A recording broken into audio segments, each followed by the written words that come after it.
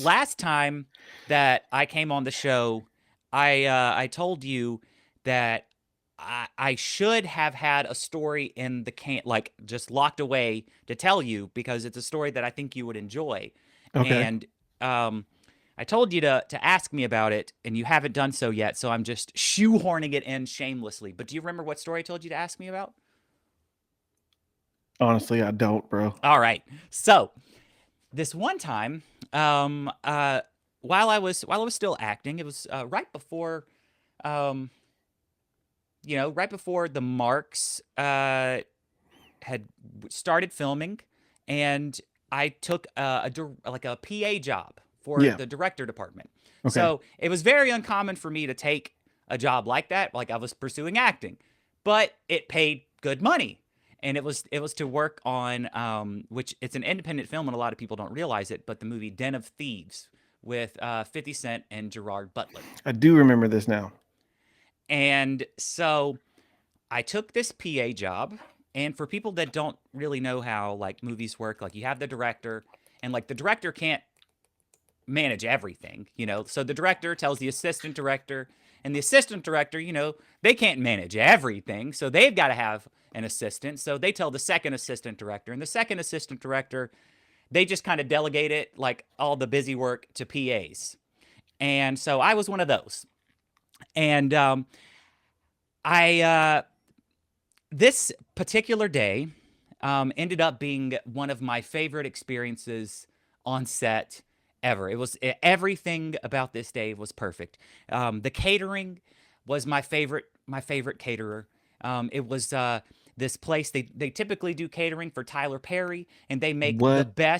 they make the best pork chops I've ever had in my entire life. They would get like thick cut pork chops, those big Yeah. like 2 inch thick, but they'd butterfly them in the middle, and they would do jalapeno cornbread on the inside, Oh my and then they would, God. yeah, and so yeah, oh man, and oh, those were the best pork chops, and I tore up those pork chops. It was such a good lunch, but lunch wasn't even the highlight of my day so far. I was like, how could Hang on, my day before get you any keep going, better? since you mentioned Tyler Perry, Hmm. are, which one of those movies was it where what's his name, the uncle?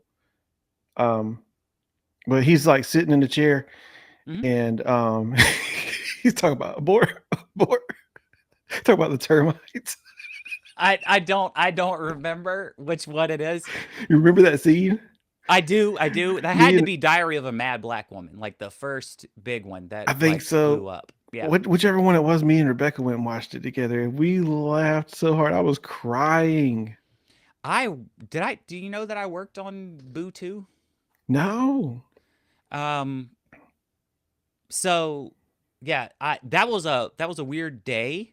The like actually seeing him switch between all the characters, Hmm. and but also the way that they shoot stuff there is very different than how movies work. Yeah. So it was it was weird in every sense of So the they word. shoot every But scene with this character doing these lines for this entire part, and then they have to switch over to a new character and like so do it in pieces. that's typically how movies work. Yeah. Yes. So like you Um schedule all these characters' parts and then back and forth and all that. Yeah. right, but that is not how Tyler Perry works. Hmm. Tyler Perry has his own system of filming, and he does his stuff his way.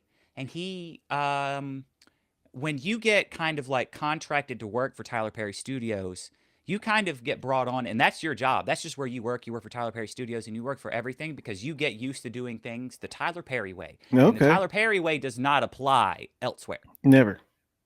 Um, Tyler Perry bought a military base. That is Tyler Perry I Studios. heard about that.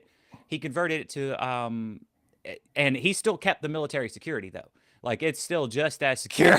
I think Cat Williams did something similar to that, Possible. or is working on it. Uh, but yeah, so same caterer that does Tyler Perry, and I was very excited about that news. But what was the coolest thing, and I wasn't ready for this, my entire job that They day, weren't we were ready. filming outside of where the Atlanta Hawks play. And so Oh. we were filming in their parking garage. Yeah. But it was specifically where the players park. Okay. And my job that day was to inconvenience all of the players for the Atlanta Hawks. I had to tell them, I had to stop them from driving and go, "Excuse me, sir. Can you roll down your window?" Like it's a Ferrari or something, Lambo, like that kind of, those types of vehicles. Like "Sir, that guy roll on down." Joe Dirt that stops him at And the I'm like, gate. I'm doing that. And all I'm doing is telling millionaires they can't drive the way they want to drive. Right. The way that they want to exit out of the parking garage that day, they can't. They have to take a different exit. And now they've got to make a U-turn. And they are not used to this. They're not ever used to being told they can't do something, especially not in their parking garage. Seriously, and right? it was my job to do that, and I was having a blast. And it was such a good day. I was like, oh man, I'm getting paid the best money I think I've ever made in the entertainment industry just to inconvenience millionaires.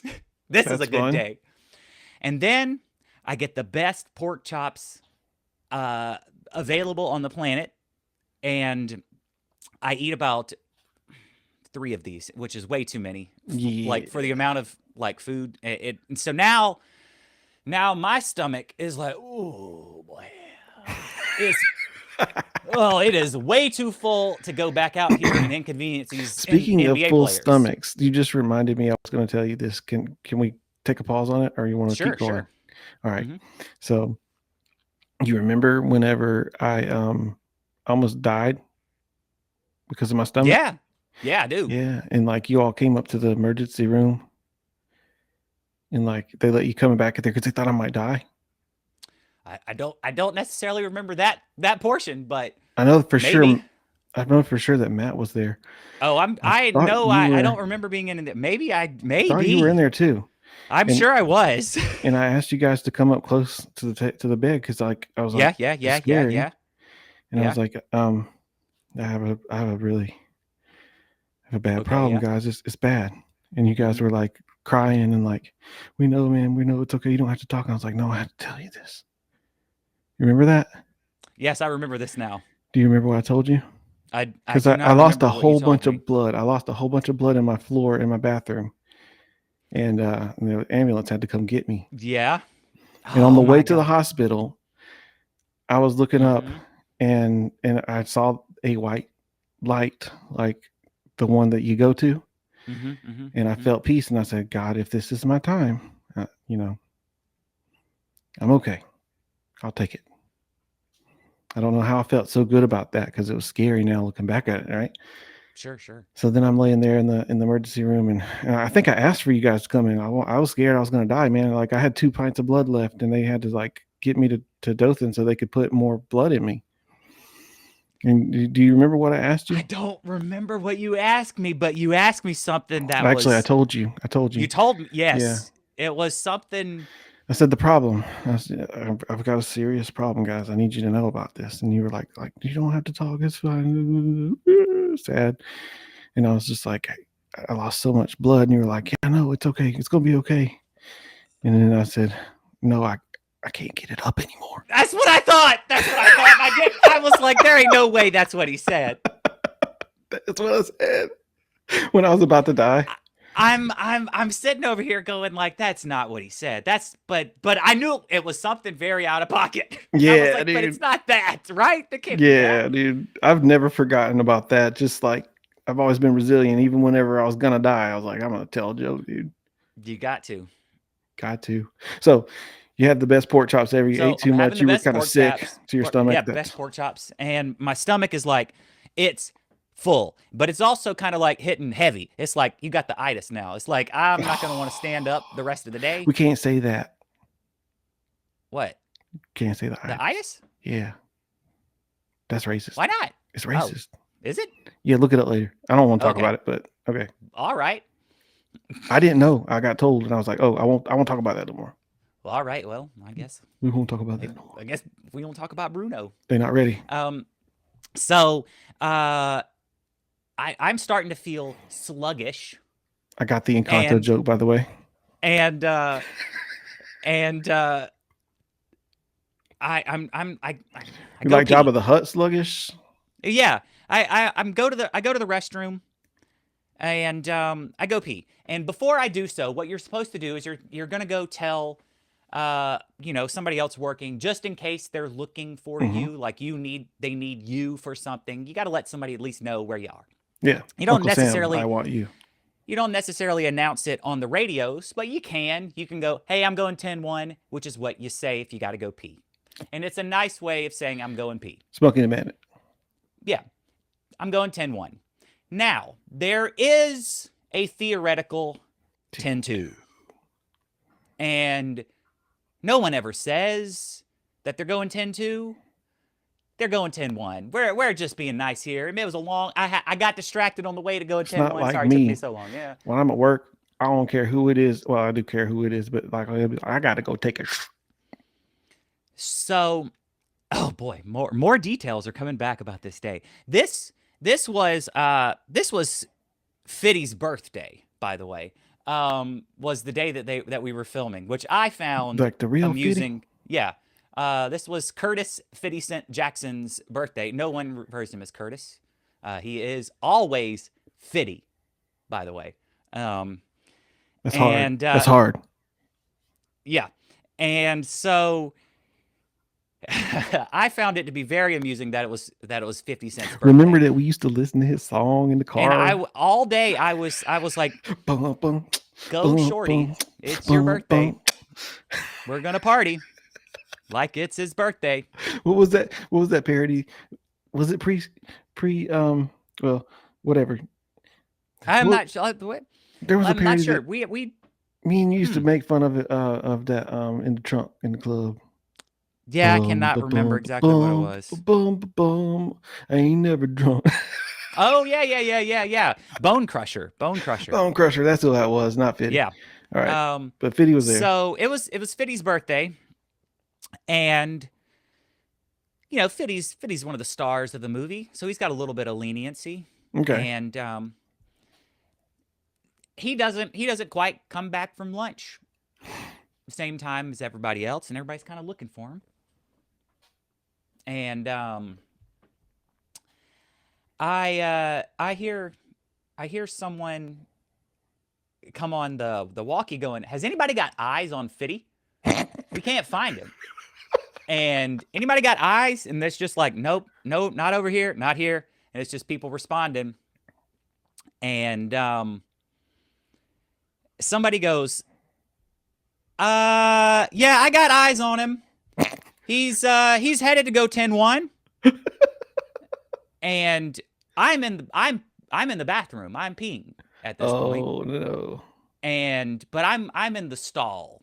Yeah. And it's a large restroom. We're outside the convention center, and it's a large restroom. And Fitty comes in. I know it's Fitty because I can see the shoes. They are costume shoes. I know these shoes from set. Okay. And I'm in a stall. It is a large, at least 50 stall bathroom. And Fitty comes in. It's like the Lowe's bathroom? Yeah, it's a big bathroom. Dang. And he comes in, and I'm about 6-7 stalls down. He comes in. He goes exactly to the stall next to me. And I'm like, but really? Did you do like I do whenever I go to Lowe's and I like look at the toilet and make sure that's not clean enough, and like if you're really desperate like that, I wipe that one off. Yeah, I did kind of do that, but it wasn't that because you did that and then you picked the best one and he picked the second best one. Maybe that's possible. That's a good explanation that I hadn't considered until right now. But what happened next was the loudest earth-shattering fart I've ever heard.